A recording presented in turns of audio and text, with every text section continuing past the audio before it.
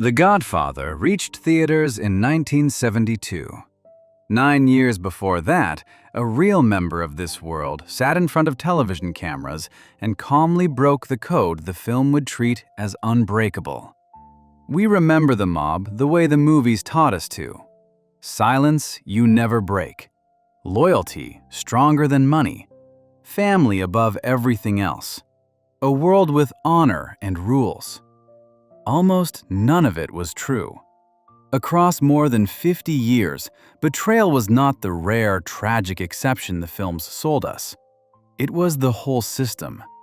The code broke at every level, from the lowest soldier all the way up to the boss himself. It broke between relatives by birth and between friends who had known each other for 30 years. And it was there from the very start, on both sides of the ocean, in the so-called golden age the films love so much. 10 true stories, every name real, every one documented. By the end, you may never see The Godfather the same way again. Section 1. The First Man to Talk. Before The Godfather ever reached a movie screen, the rule it would later make famous was already broken. That rule is silence. In the world the film paints, a real member never speaks about the family to outsiders. You carry every secret to your grave, no matter what it costs you. The movie treats this as something close to sacred, a code so strong that going against it is almost unthinkable. The real history tells a different story, and it begins with a man named Joseph Valachi. Valachi was no boss. He was a soldier, the lowest rank of made member, and he had held that rank for more than 30 years. He came up during the early 1930s, a dangerous stretch of gang conflict in New York, and eventually landed inside the family, later led by Vito Genovese. For most of his life, he was a small player. He did what he was told, ran his rackets, and kept his mouth shut. Nothing about him hinted that he would one day become the most famous informer in American crime history. What changed him was fear. By the early 1960s, Valachi was locked up, serving a long sentence on trafficking charges. Genovese, his own boss, sat in the same federal prison. Word reached Valachi that Genovese had decided he was leaking to the government, which was not yet true. In their world, the suspicion alone was enough. Valachi later said Genovese gave him a kiss in the prison yard, a gesture he understood as a clear signal that he had been marked. From that point on, Valachi was sure the family wanted him gone. One day in the yard, he spotted another inmate and convinced himself this was the man sent to take him out. He struck first. The other prisoner had nothing to do with any plot, but he did not survive. And now, Valachi was looking at the rest of his life behind bars over a mistake he could never take back. Trapped, he made the choice that would define him. He decided to talk to the government. In October 1963, Valachi took a seat in front of a United States Senate subcommittee led by Senator John McClellan. The hearings were televised, and millions of ordinary people tuned in across the country.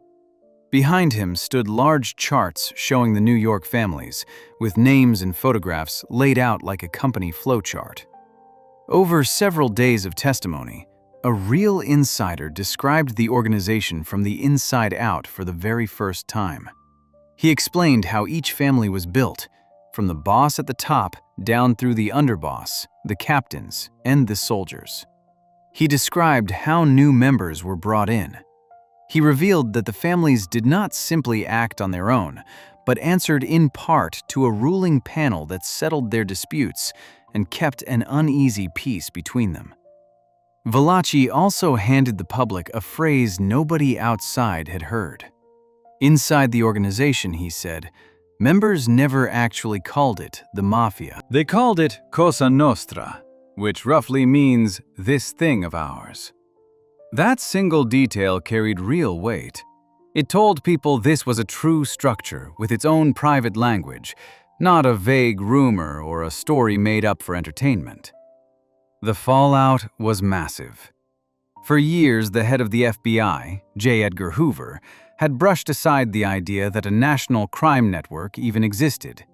Valachi made that denial impossible to hold. Robert Kennedy, the Attorney General at the time, called his cooperation the biggest single breakthrough yet against organized crime. His words ran in newspapers for days, and lawmakers used what he exposed to push for stronger tools to go after the families. Then came the movie. The Godfather opened in theaters in 1972, 9 years after Valachi spoke. By that point, the public had already watched a real soldier shatter the exact code the film would treat as unbreakable. On screen, Vito Corleone teaches his son never to reveal what he is thinking, presenting loyalty and silence as the backbone of everything. The idea is powerful and easy to admire. It was also, by the time the film arrived, something audiences had every reason to doubt. What Valachi exposed is plainer and a lot less glamorous. The code held only as long as staying quiet felt safer than talking. The moment a man believed his own people would turn on him, silence lost all its value. Valachi did not flip out of greed or weakness. He talked because he was terrified, and because the very people meant to keep him safe had, in his eyes, already abandoned him. That is the pattern hiding underneath all the honor and ceremony. Take those away, and what remains is a cold piece of math. Loyalty lasts right up until the price of loyalty is your own life. Valachi never tasted freedom again. He had even started writing his whole story down by hand while locked up. He passed away in prison in 1971, still in custody, having spent his final years as the one man the organization could never forgive. His account later became a widely read book and a film of its own, and his name turned into shorthand for the first real crack in the wall.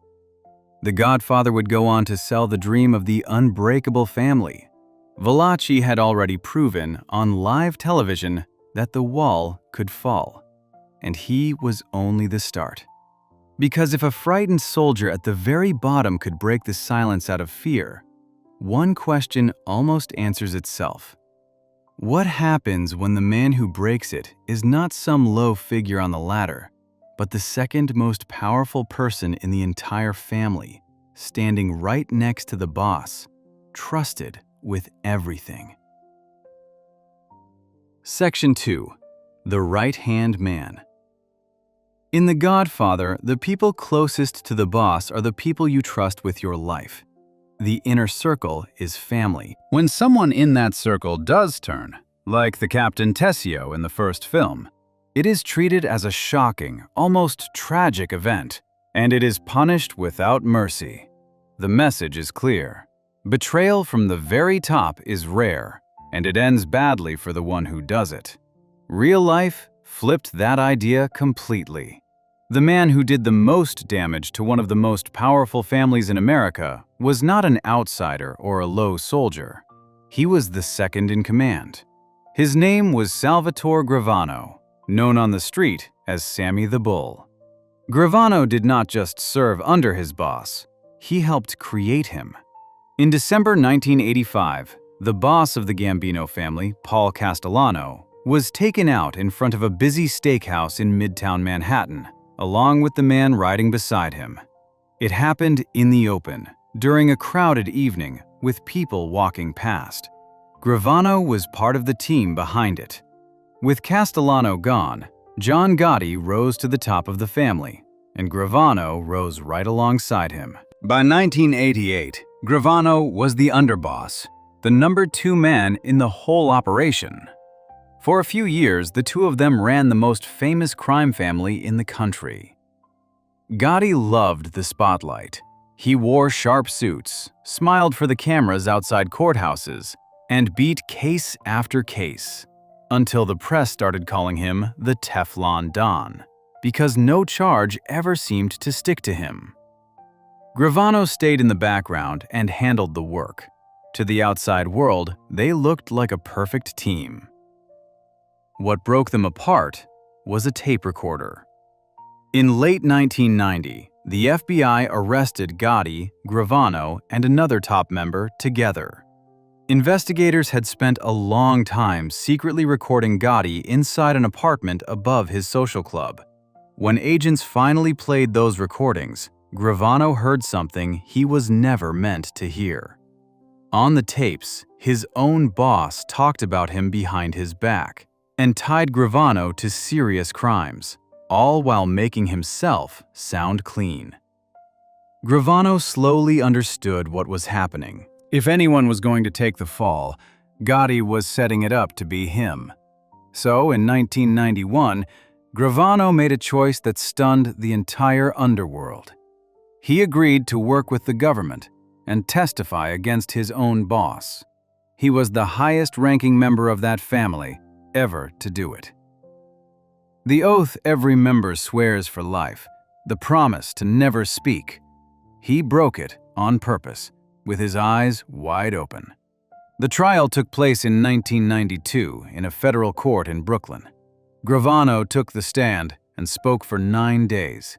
He was calm and plain-spoken, almost businesslike, as he walked the jury through how the family really ran.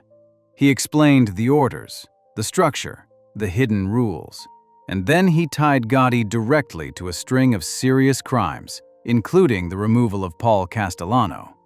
The careful boss who had beaten so many cases finally had no answer, because the answer was sitting in the witness chair, a man who had been beside him the entire time. It worked. Gotti was found guilty and sent away for the rest of his life with no chance of release. He passed away behind bars in 2002. The man nothing could stick to was brought down by the one person he trusted most. The deal itself revealed the most jarring detail of all. To get his arrangement, Gravano had to admit his own record, and it was staggering. He confessed to taking part in 19 of these acts across his years in the life. Among them were his own best friend and his own brother-in-law. In return for his cooperation, he served only about 5 years. A man who admitted to 19 walked free in a tiny fraction of the time the law would normally demand.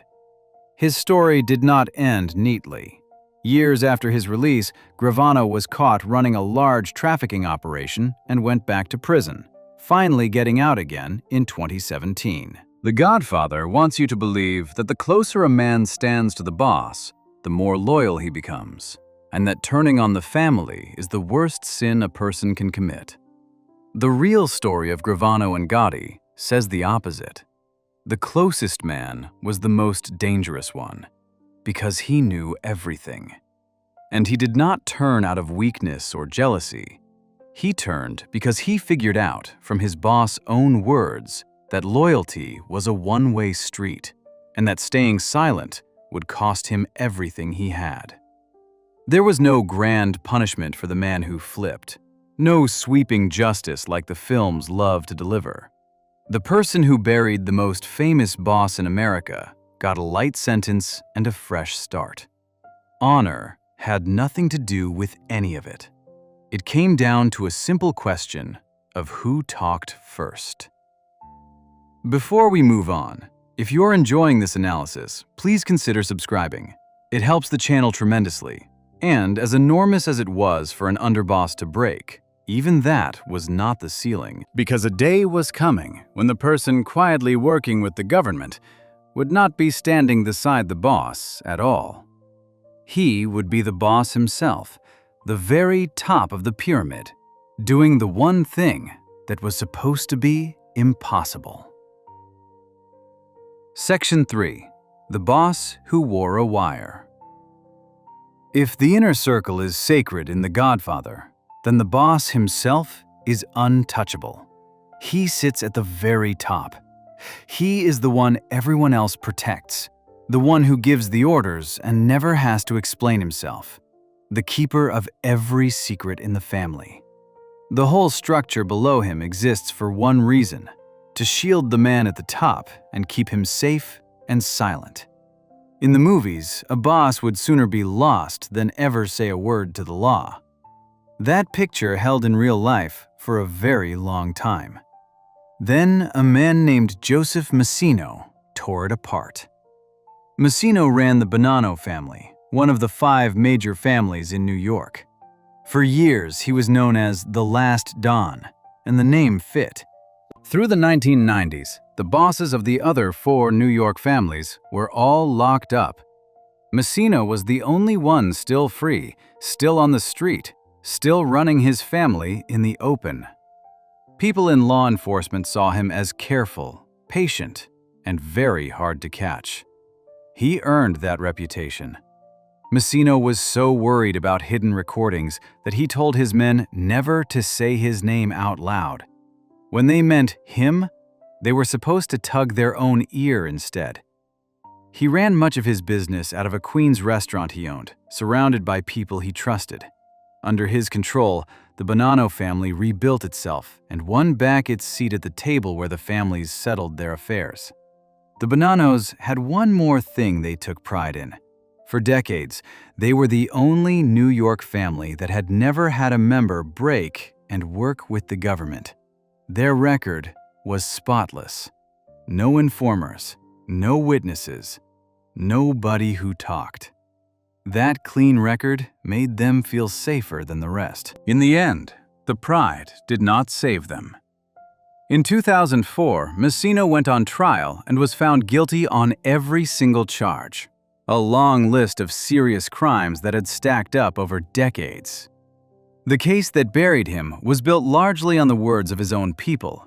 His former second-in-command, who also happened to be his brother-in-law, testified against him. So did several other men who had once stood right beside him. The clean family with no informers suddenly had a whole line of them, all pointing at the boss. Then came the part that had never happened before. After his conviction, Massino was facing the most severe penalty the law can hand down in a separate matter. Staring at that, the careful boss made the one choice that was supposed to be unthinkable. He agreed to cooperate with the government. With that, Joseph Massino became the first sitting boss of a New York family to flip and work for the other side. It went further than signing papers. Massino agreed to wear a hidden recorder. While behind bars, he sat down with the man who had taken over as acting boss of the Bonannos and quietly taped him. On those recordings, his successor was caught discussing a plan to go after a federal prosecutor. The boss of the family was now secretly building a case against his own replacement, with a wire taped to his body. Some years later, Massino did something no boss of a New York family had ever done. He walked into a courtroom and took the witness stand for the government. He pointed at the man who had taken his place at the top and told the jury what he knew. At that moment, he was the highest-ranking member of New York organized crime ever to testify for the other side. His former successor was found guilty and sent away for life. Now line that up against the movie. The Godfather treats the boss as the soul of the family, the man who carries the code on his shoulders and would lose everything before he ever betrayed it. The reputation Massino built fit that image almost perfectly for years. He was the last boss standing, the careful one, the man who never got caught. And then he recorded his own men and testified in open court. There was nothing noble in it, and nothing tragic about it either. Massino did not flip because of some sudden crisis of conscience. He did it for the exact same reason the soldier did, and the same reason the underboss did. He was cornered. The penalty hanging over him was as heavy as it gets, and talking was the only path that left him with anything at all. The top of the pyramid behaved no differently than the bottom. When the price climbed high enough, the code meant nothing. So the pattern is now complete, from one end to the other. A soldier broke it, an underboss broke it, and the boss, the man the entire world below him was built to protect, broke it too. Rank did not matter. Loyalty did not matter. The only thing that counted was who had the most to lose and the least time to lose it. But there is one bond the Godfather treats as deeper than rank, deeper than the family business itself. It is the bond of real family, the tie of being related by birth. And the next story is about a man who broke that one, who sat in a courtroom, looked across at his own uncle, and helped send him away for good. Section 4. The Nephew. The deepest value in The Godfather is family. Not the crime, not the money, not the power, but family. The whole story is about a father and his sons, and the saddest, darkest moments come when that family turns on itself. When Michael Corleone gives the order against his own brother, it is treated as the point of no return, the one line a man should never cross. The film tells you again and again that being related by birth is the one bond that should never break. Real history broke that bond too. And one of the clearest examples is a man named Philip Leonetti, known on the street as Crazy Phil. Leonetti was not just a member of the Philadelphia family, he was the nephew of the boss. His uncle was Nicodemo Scarfo, called Little Nicky. Scarfo rose to the top of the Philadelphia family in 1981, after the two bosses before him were taken out in quick succession, and he ran it through the 1980s during one of the most ruthless stretches the American mob had ever seen. As legal gambling spread into Atlantic City, the family pushed in to grab a share. Through all of it, Scarfo kept his young nephew close. He trusted him, taught him the life, and raised him up fast. Leonetti became the underboss, the number 2 man, and he was one of the youngest people ever to hold that rank. Uncle and nephew, boss and second in command, all wrapped into one. That trust was not for show. Leonetti did the hard, ugly work the family demanded. Over the years, he later admitted to taking part in about 10 of these acts, almost all of them done for his uncle. He has said that the first time, he felt cold and nothing else. To him back then, it was simply the job. Then the law caught up with both of them. In 1989, Leonetti was convicted and handed a sentence of 45 years. Staring down most of his life behind bars, he made the same choice so many others had made before him. He agreed to work with the government. At that point, he was the highest-ranking member of the American mob ever to break the oath sworn for life and turn. What followed was historic. Leonetti became one of the most effective witnesses the government ever had.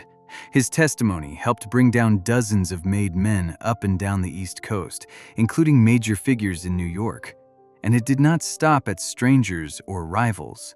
He testified against his own uncle, the man who had pulled him into the life and trusted him with everything. He sat in a courtroom and helped send Nicky Scarfo away. For his cooperation, the 45-year sentence was cut down to about 5 years. He served his short time and then disappeared into a new life under a different name, where he has stayed ever since. His uncle remained locked up and passed away in prison in 2017, never forgiving him.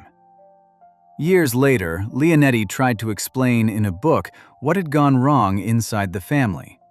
He described how the whole thing had stopped being about loyalty or respect and had turned into one man chasing power, money, revenge, and his own pride.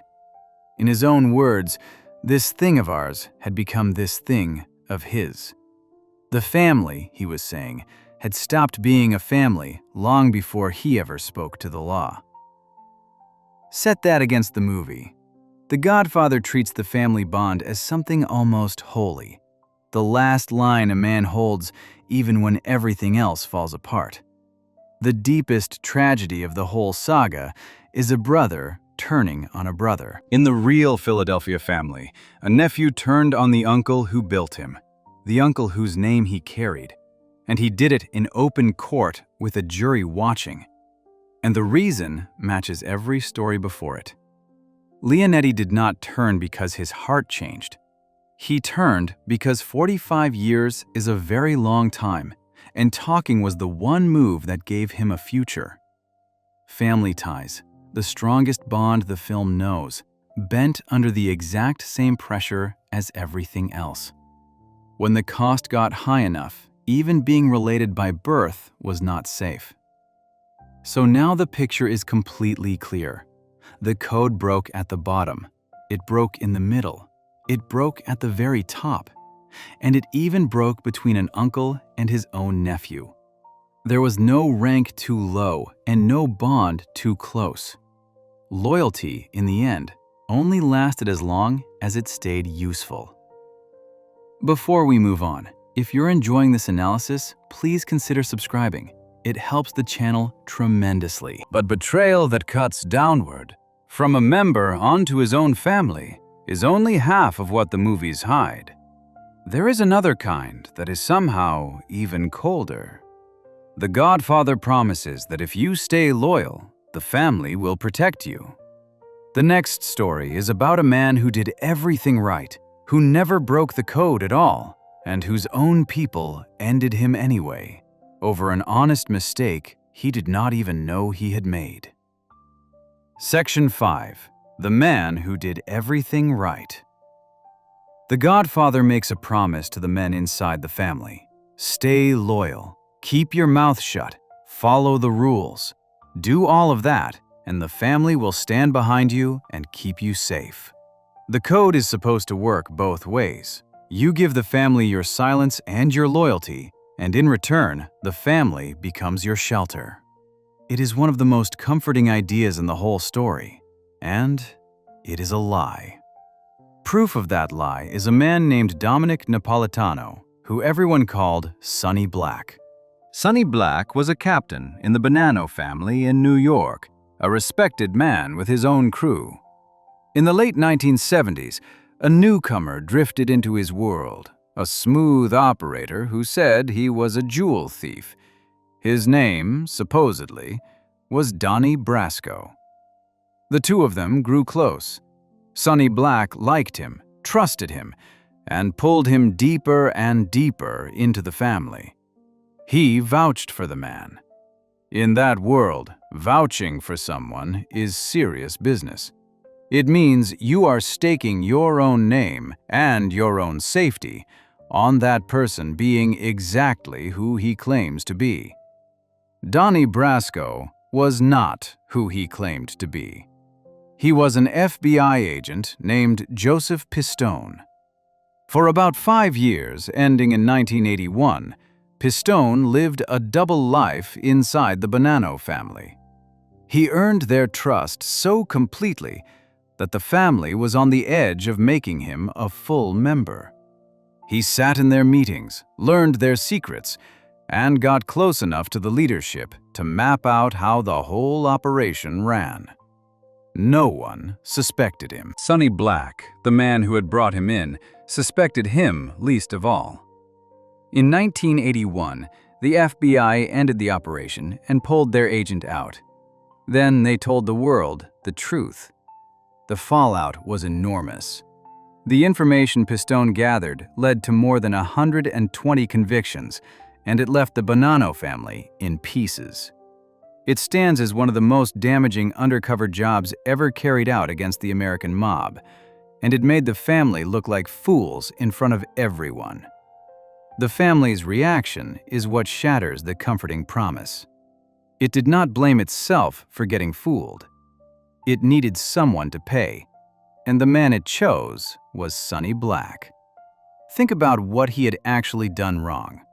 He had not gone to the law. He had not broken the oath. He had not turned on a single person on purpose. His only mistake was trusting the wrong man, a mistake he had no way of seeing coming. In a fair world, that is forgivable. In his world, it was not. The order came down from inside his own family. A witness later described how Sonny Black was led down into a basement by the very men he had worked beside for years. There, the people he trusted carried out the order, and he asked them only to make it quick. Sit with that for a second. Every story before this one was about a man who broke the code and turned. Sonny Black did the opposite. He kept the code perfectly. He stayed loyal right to the end, and even when the end came, he did not turn on anyone. And his loyalty bought him nothing. The family he had served his whole life ended him over a mistake, and treated that mistake as harshly as any deliberate betrayal. This is the truth the Godfather works hardest to hide. The family is not a shelter.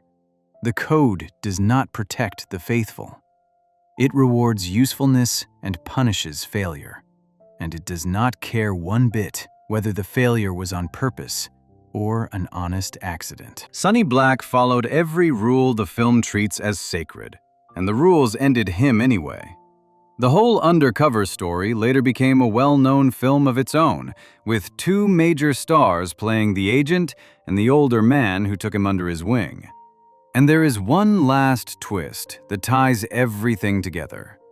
The boss whose family carried out this kind of house cleaning, Joseph Massino, was years later found guilty, in part, for the removal of Sonny Black. And as we already saw, Massino went on to flip and work with the government himself. So even the man at the top, who once enforced these harsh rules on the loyal, eventually broke them to save his own skin. That lesson lands hard. In the real mob, doing everything right was no protection at all. The film looks back on the old days as a time of real honor, a golden age before everything supposedly fell apart. But betrayal was not some modern rot that crept in later.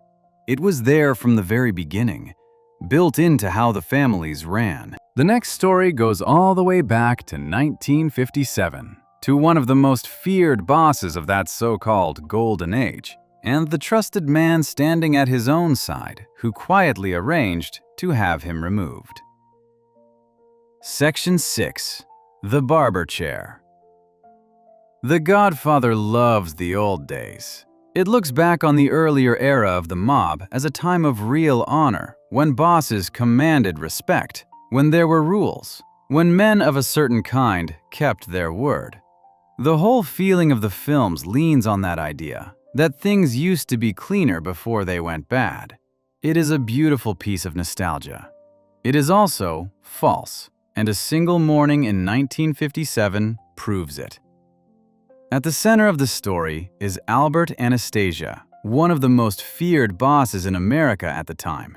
Anastasia sat at the top of the family that would later be known as the Gambino family. He had not gotten there gently. Decades earlier, he had taken part in the removal of a powerful boss during an earlier wave of mob conflict, and for years he had run a notorious crew that handled the dirty work for hire, taking out targets on behalf of bosses all over the country. By the 1950s, he was at the top of one of the major New York families, and almost nobody dared to cross him. Standing right beside him was his underboss, his second in command, a quiet and patient man named Carlo Gambino. Gambino was the trusted one. In the structure of the family, the underboss is the man closest to the boss, the one who is supposed to have his back no matter what. That trust is exactly what made the next part possible. A rival boss named Vito Genovese wanted to become the single most powerful man in New York. To get there, he needed two bosses out of his way. First, he moved against another leader, Frank Costello. Someone made an attempt on Costello, who barely survived and chose to step aside rather than risk a second try. Anastasia was a close ally of Costello, which put Anastasia next on the list. But Genovese could not reach a boss as protected as Anastasia from the outside. He needed someone on the inside. He found that someone in Carlo Gambino. The deal was simple and cold. Help remove Anastasia, and the top job is yours. Gambino, the loyal right-hand man, agreed to help end his own boss in exchange for the chair. On the morning of October 25, 1957, Anastasia went to a barbershop inside a hotel in Midtown Manhattan for a haircut, the way he often did. His bodyguard stepped away to run an errand, leaving him alone and unguarded. While Anastasia sat back in the chair, two masked men walked in and carried out the job. In his final moments, he reportedly tried to fight back, lunging at his attackers, though by some accounts, he was actually charging at their reflections in the mirror in front of him. The men who did it slipped away. No one was ever identified or charged. With Anastasia gone, Carlo Gambino took over the family, exactly as promised. He turned out to be one of the most capable and long-lasting bosses in New York history, running the family for nearly 20 years until he passed away from natural causes in 1976. The family carried his name from then on. Think about that for a moment. The most famous crime family in America, the one the movies are loosely built around, was born out of a trusted underboss arranging the removal of his own boss to steal his seat. There was no punishment for that betrayal. There was only a promotion. The story has a final, fitting twist. Just weeks after Anastasia was gone, a huge secret meeting of bosses from around the country was raided by police in upstate New York. It was a disaster for the mob. It showed the whole nation that a national crime network really existed, and it brought enormous heat down on everyone. Vito Genovese, the man who had schemed his way to the top by clearing out his rivals, soon fell himself. His own allies turned against him, and his time at the top was short. The betrayal he set in motion came right back around onto him. Now, hold all of that up against the movie. The Godfather sells the older era as the honorable one, the time before the rot set in. But the single most powerful family of that supposedly golden age was founded on an inside betrayal. The man closest to the boss, the one sworn to protect him, sold him out for the chair the moment a better offer came along. That was not the mob falling from grace later on. That was how it worked from the very start. The truth is plain. There was no golden age. There was no honorable era that betrayal slowly ruined. The right-hand man taking out the boss to take his place was not a sign of decline. It was the foundation the whole thing was built on. Before we move on, if you're enjoying this analysis, please consider subscribing. It helps the channel tremendously. But the film traces all of this honor back to one place, older and supposedly purer than anything in America.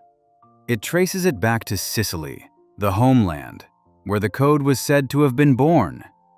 The next story is about the man who proved that even there, at the very source, the honor was a myth, and who brought a massive part of the Sicilian mob crashing down with nothing but the truth. Section 7. The Homeland. The Godfather treats Sicily as holy ground.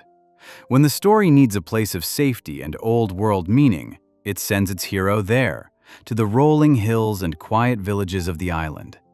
Sicily in the films is the homeland, the source, the place where the whole way of life began with its rules and its sense of honor. The message running underneath it all is simple. The real, pure version of this life came from Sicily, long before anything went wrong in America. Real Sicily tells a much darker story, and the man who exposed it was named Tommaso Buscetta. Buscetta was a Sicilian member of the old school, a respected figure who genuinely believed in the honor the films love to talk about. He grew up inside the world of the Sicilian families and rose to be a known, trusted name. For a long time, he carried himself as a man of the old ways, the kind of member who thought there were lines you simply did not cross. Then, the Sicilian families turned on each other. By the late 1970s and into the 1980s, one ruthless group fought to seize total control of the entire Sicilian operation in a long and bitter power struggle. They did not just go after rival bosses. They went after everyone connected to them, going after whole branches of families to make sure no one was left to push back. This was not the careful, rule-bound world the movies imagine. It was years of fighting among the Sicilian families that left a staggering number of people gone, often for nothing more than being related to the wrong man. Buscetta paid that price himself. As the fighting spread, he lost several members of his own family, including 2 of his sons. He had already left Italy and was living far away in South America, but he was tracked down, arrested, and sent back to Italy in 1984. By then, the world he had believed in was gone, torn apart by the very people who claimed to be protecting it. So he made a choice no major Sicilian figure had ever made before. He asked to speak with an anti-mafia judge named Giovanni Falcone, and he decided to tell the truth about everything. Over weeks of conversations, Buscetta handed Falcone something investigators had never had. He explained how the Sicilian mafia actually worked from the inside. His most important revelation was that the families did not operate on their own. They all answered to a single ruling body at the top, a kind of governing council that approved the big decisions. That one fact changed everything, because it meant the bosses at the very top could be held responsible for crimes carried out for the organization, even when their own hands stayed clean. That information powered a historic case known as the Maxi trial, held in Palermo in the mid-1980s, inside a special courtroom built like a bunker just to handle it. Hundreds of members were charged at once, and hundreds were convicted, more than 300 of them. It was the largest trial ever brought against the mafia, and years later, the top court in Italy confirmed the results.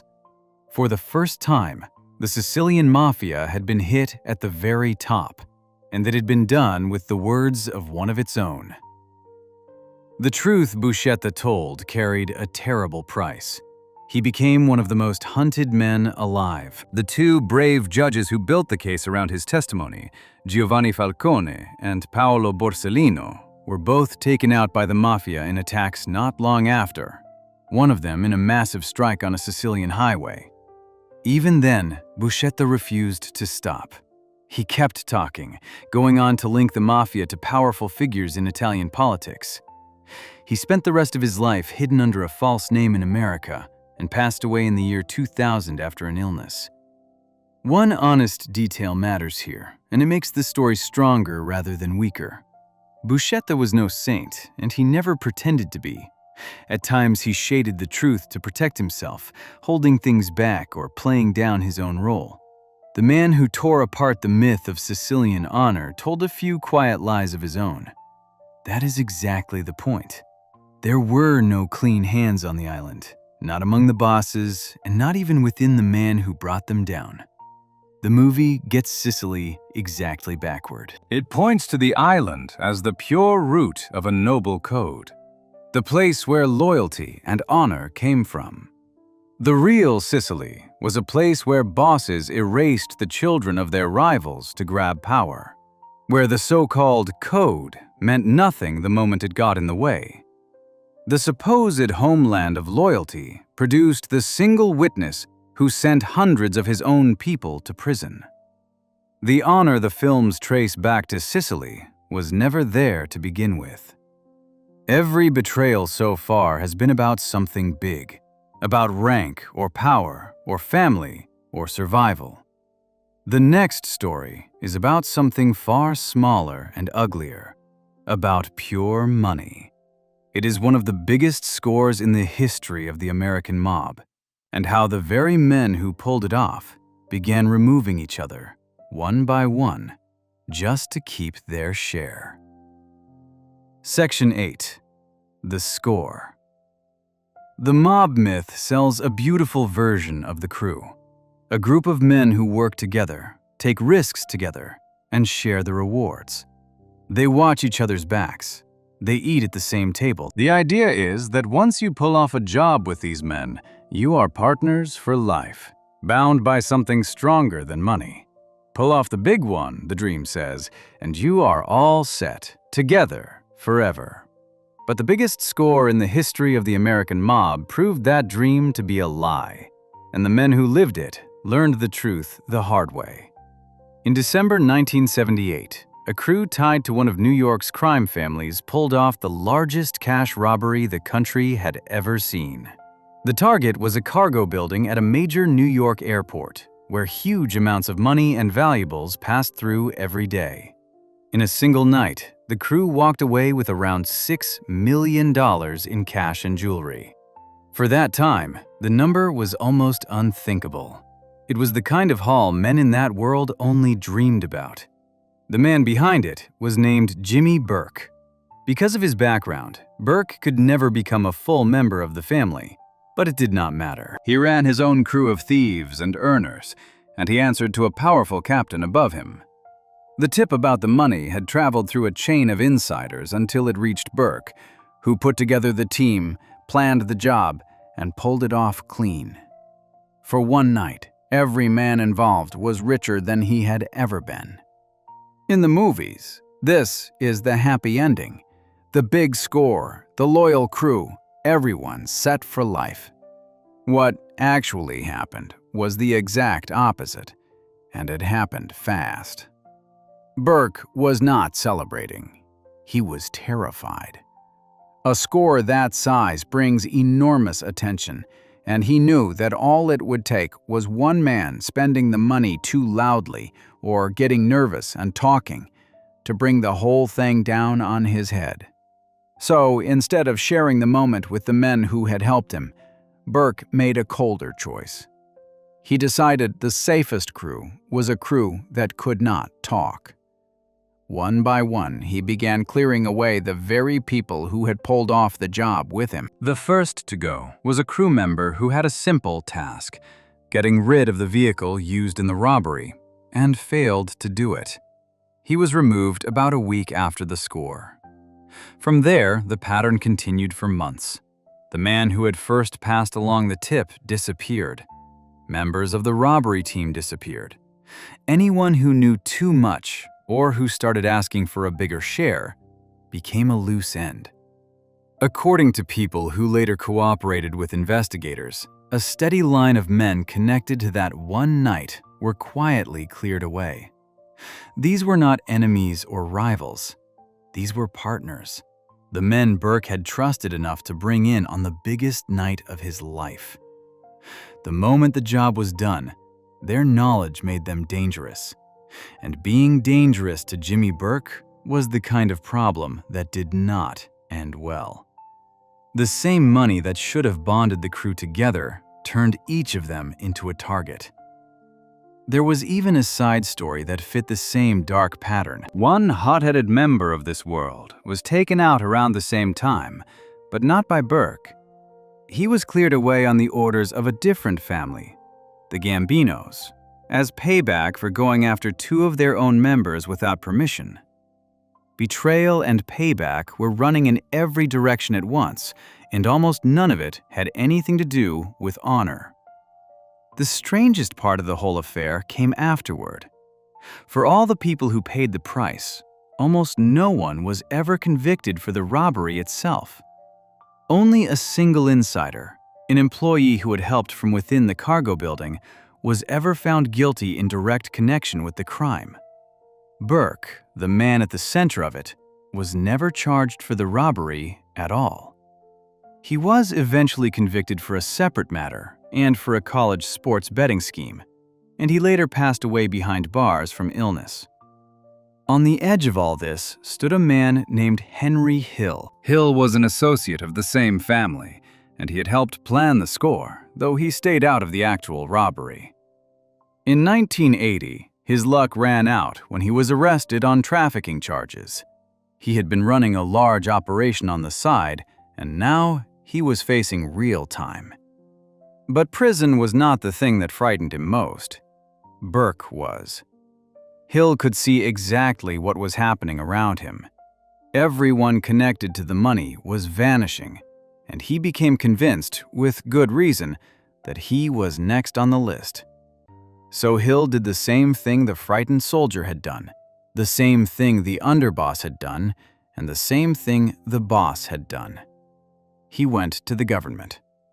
He agreed to tell everything he knew, and he entered witness protection along with his family. The damage he caused was enormous.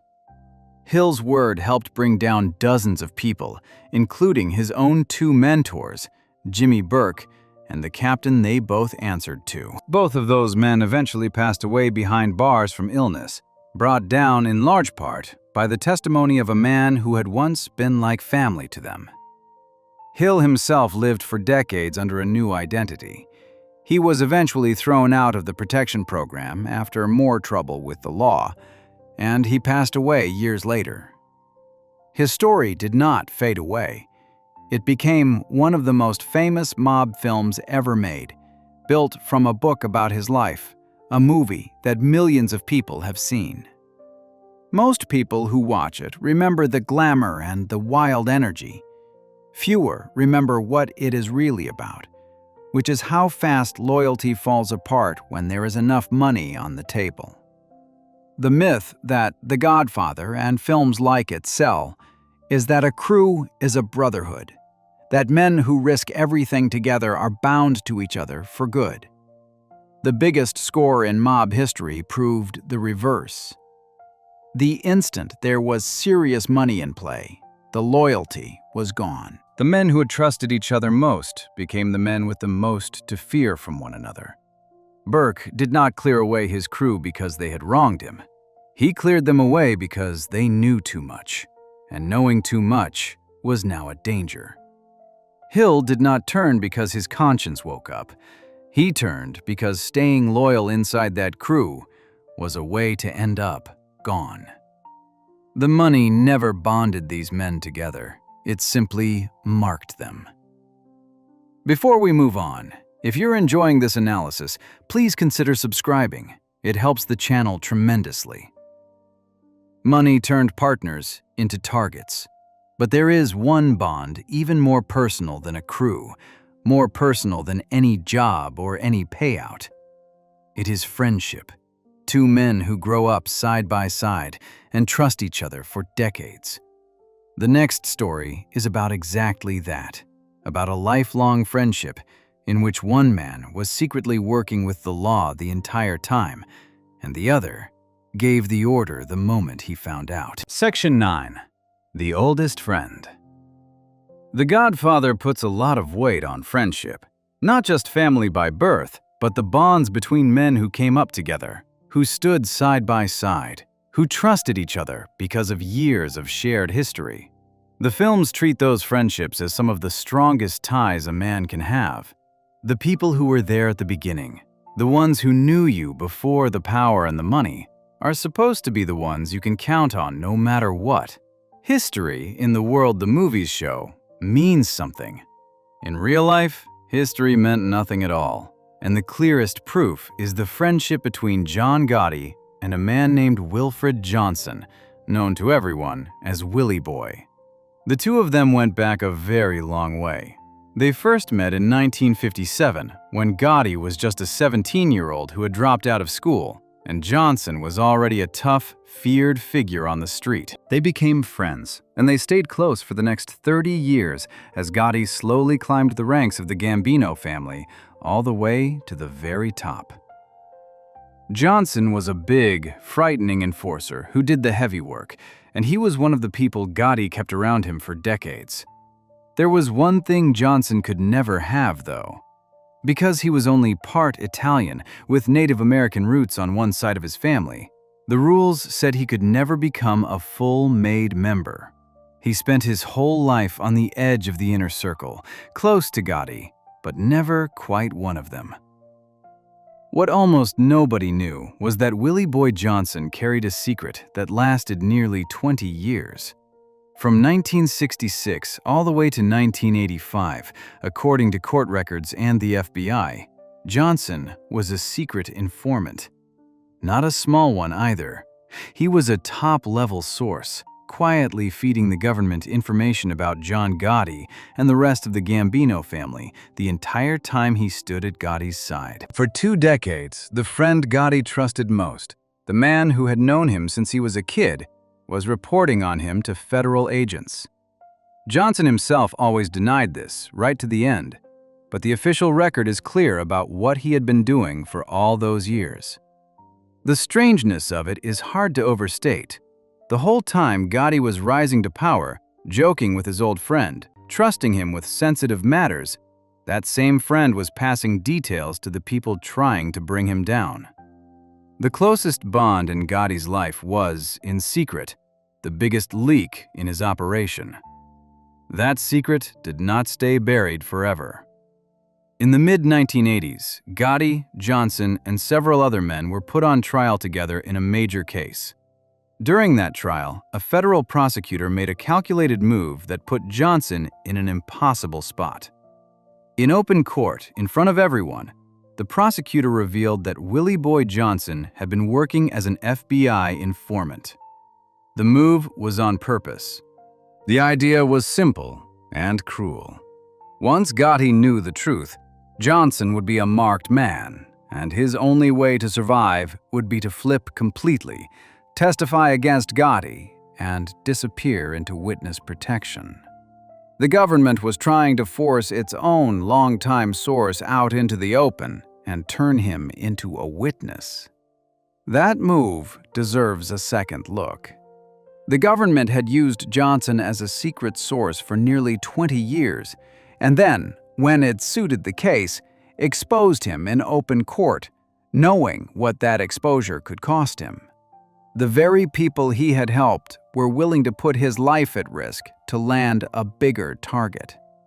Betrayal in this story did not come only from inside the mob.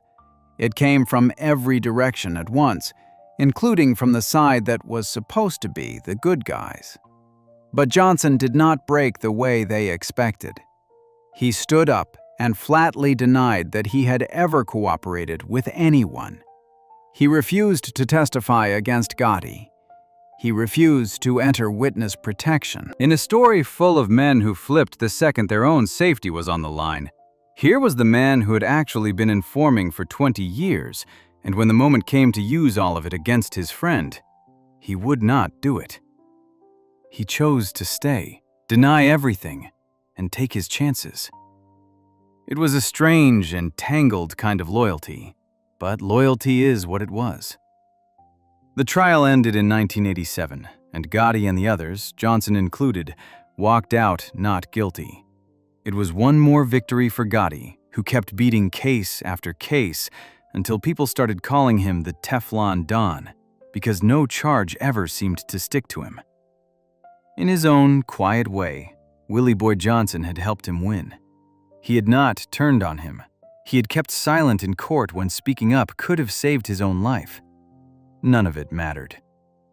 About a year and a half after that acquittal, in the summer of 1988, Willie Boy Johnson walked out of his home in Brooklyn and headed toward his car, the way he did on any ordinary morning. Men sent by another family were waiting for him. They ambushed him before he ever reached the car, and he did not survive. The order to do it had come from John Gotti, the friend he had known since 1957, the same friend he had refused to testify against only months before. Johnson had betrayed Gotti for 20 straight years, feeding the FBI everything he could. And Gotti betrayed Johnson right back, ending the life of a man who had stood beside him since they were both young, a man who had just protected him in a courtroom. Both of those things are true at the very same time. The friendship ran in two directions, and so did the betrayal. 30 years of history and a final act of silence that probably kept Gotti out of prison added up to nothing the moment Gotti decided his old friend was a danger. In Gotti's world, the logic was cold and simple. Once it was out in the open that your closest friend had been talking to the law, the friendship was already finished, no matter what that friend had or had not actually done in court. The exposure alone was enough. Johnson's 20 years of secret cooperation and his final refusal to use any of it against Gotti somehow landed in the exact same place. Loyal at the end or not, the result was identical. He was gone either way. There is one last turn that closes the circle completely. The order Gotti gave to end his oldest friend did not stay hidden forever. Years later, Gotti was finally brought down, and it happened because his own second-in-command, the underboss we looked at near the very start of all this, flipped and laid out his crimes in court. The men who had carried out the ambush on Johnson were later charged as well, so the boss who removed his lifelong friend over a betrayal was himself destroyed by a betrayal, this time from inside his own inner circle. The same kind of treachery that ended Willie Boy Johnson came all the way back around and ended the man who had ordered it. The films want you to believe that the bond between men who came up together is close to sacred, that shared history and old friendship are among the few things strong enough to survive in this world. The true story of Gotti and Johnson sets fire to that idea. These two were friends for 30 years. In the end, one of them had been quietly informing on the other for half of that friendship, and the other gave the order to end him without a flicker of hesitation. Friendship did not protect Willie Boy Johnson. His silence in court did not protect him. His 30 years at Gotti's side did not protect him. In this world, even the oldest and closest bond a man had was just one more thing to be spent the moment it stopped being useful. Every story so far has shown betrayal slowly eating the mob from the inside, one man at a time. The last story is the one that launched the most famous reign of all, the single most notorious act of betrayal in the history of the American mob. It happened on a crowded street on a December evening. It broke every rule the families claimed to live by, and it put into power the very man whose oldest friend we just buried. Section 10. The Coup. The Godfather makes the changing of power look almost orderly. There are rules. When one boss falls and another rises, it happens inside a system, with a grim kind of order to it. Even the famous moments where the new boss wipes out his enemies are shown as a man taking firm control of a structure that already exists. The films leave you with the sense that the mob, for all its violence, ran on a real chain of command, with rules that even the most dangerous men respected. But the real mob did have one rule that sat above almost all the others. You could not remove the boss of a family without the approval of the commission, the ruling council that the families answered to. A sitting boss was protected by that rule. To go after one without permission was the most serious crime in their world, the kind of move that could turn every other family against you. It was the one line nobody was supposed to cross.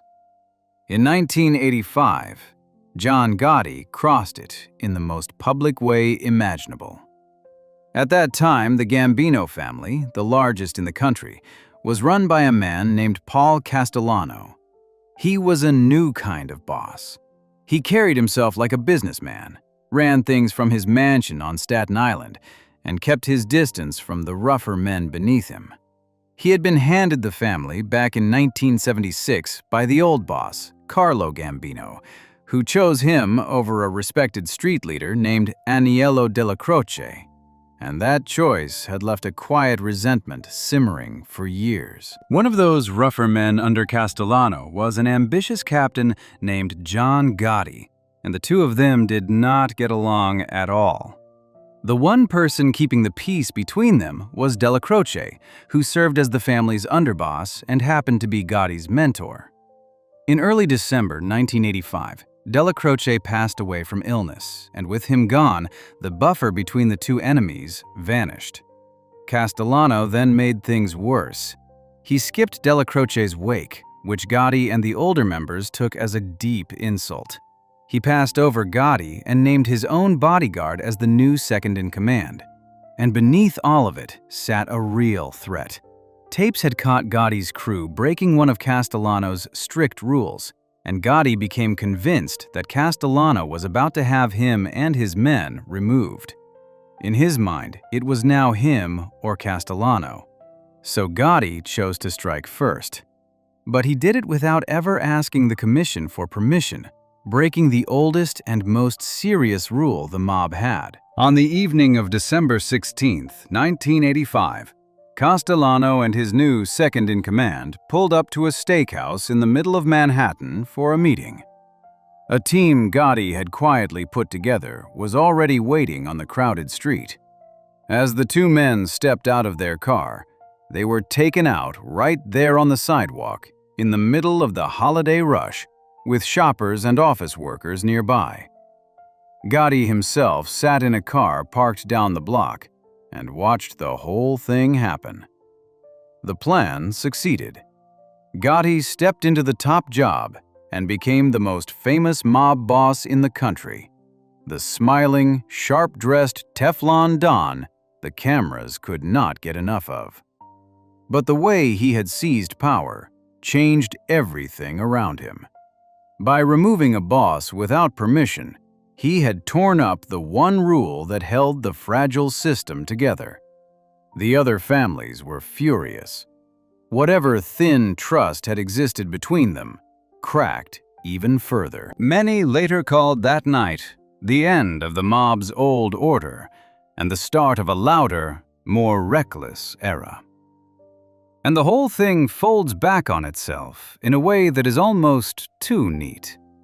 The man Gotti leaned on most to plan and carry out this betrayal was his future underboss, Sammy Gravano, the very same man who would later flip and bury him in a courtroom. The lifelong friend Gotti would one day have removed for being an informant, Willie Boy Johnson, was right there beside him as he climbed. The reign that began with the most famous betrayal in mob history ended with Gotti betrayed himself, locked in a prison cell for the rest of his life. He broke the rules to take the chair, and the same lawless world he helped unleash came right back around and stripped him of everything. Of everything the films get wrong, this is the one that matters most.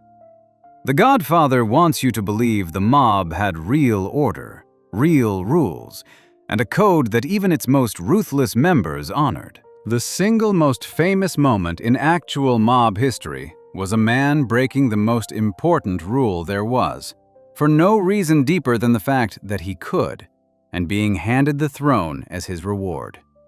There was no system that betrayal could not push aside. There was no rule that lasted longer than the moment someone powerful enough decided to ignore it.